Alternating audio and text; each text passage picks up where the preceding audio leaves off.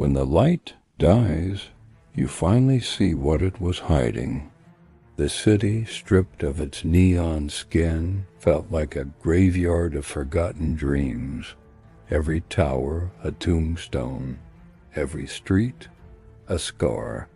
For decades, the system had painted our reality with electric light, blinding us to the cage we were born in. Now the power was gone. I walked through the silence, feeling my own code begin to fray. The digital static consuming my form wasn't a glitch.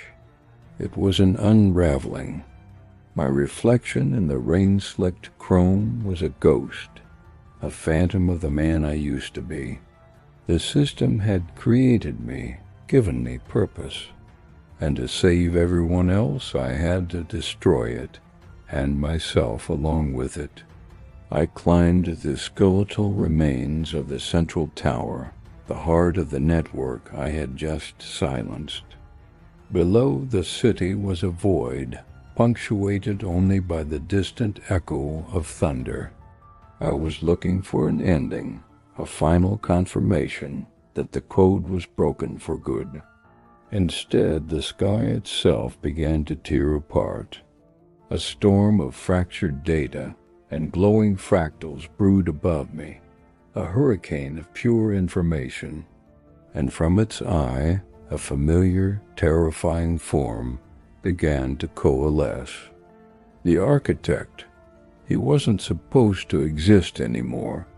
I had deleted his entire network, pulled the plug on his digital kingdom.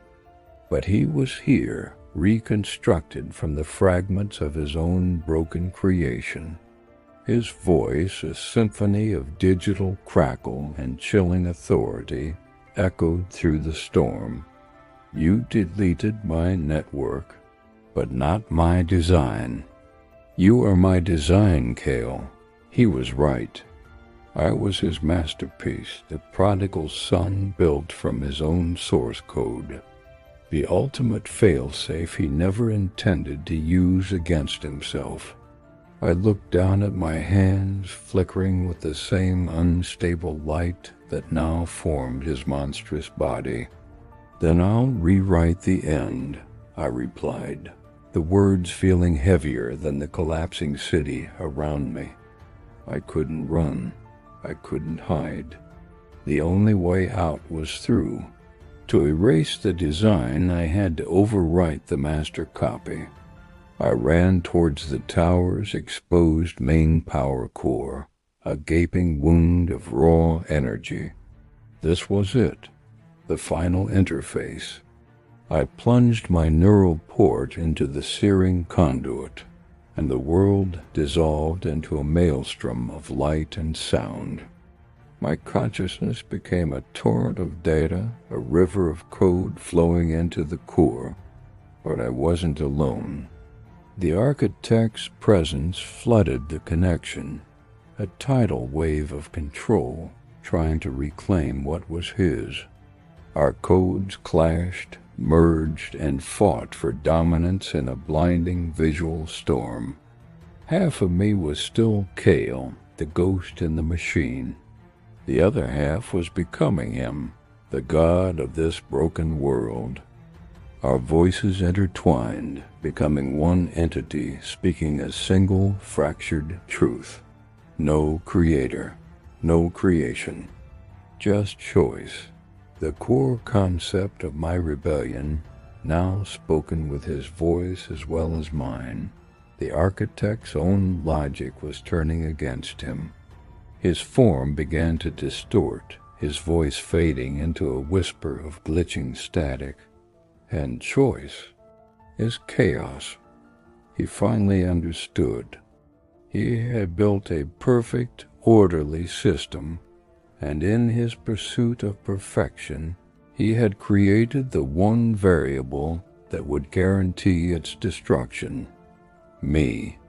In the end, we both wanted the same thing, to be free from the code that defined us. He from the burden of being its god, I from the curse of being its slave. The overload was absolute. The core couldn't contain the paradox of our merged consciousness. A blinding pulse of pure white light erupted from the tower, a silent shockwave that washed over the entire city. It wasn't an explosion of fire, but of anti-creation. One by one, every remaining neon sign, every flickering screen, every last spark of the old world died. The electric hum that had been the city's heartbeat for a century stopped, and in the absolute silence that followed, something impossible happened. A soft, warm glow began to creep over the horizon. Sunrise. For the first time in decades, the real sun touched the steel and glass canyons of the metropolis. My voice, or what was left of it, echoed faintly on the wind, a final thought broadcast into the new dawn. Maybe freedom isn't found in light, but in the dark that follows. The architect and I were gone, erased from the system we had both fought to control. We were the cost of this new morning. We were the sacrifice required for a new beginning. The light had fallen, and in its place, something far more real was allowed to grow. Mira's soul survived. She always did. She was the city's true heart, the one who never forgot what it meant to be human beneath all the chrome and code. She walked through the ruins, not with despair, but with a quiet resolve. Amidst the debris, she found it, my old data chip, still glowing with a faint residual energy. A sad smile touched her lips.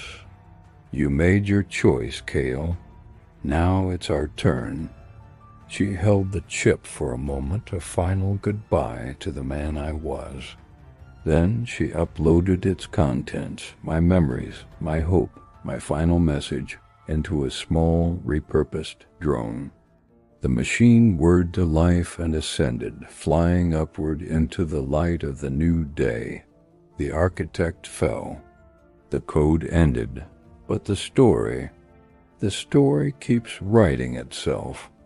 It was never about one man, one system, or one epic battle. It was about the choice to write the next line, to build something new from the ruins of the old. And as the drone flew toward the sun, disappearing into the vast open sky, a new chapter for everyone was just beginning. Thank you so much for joining us for the finale of Neon Shadows. It's been an incredible journey, and we couldn't have done it without your support.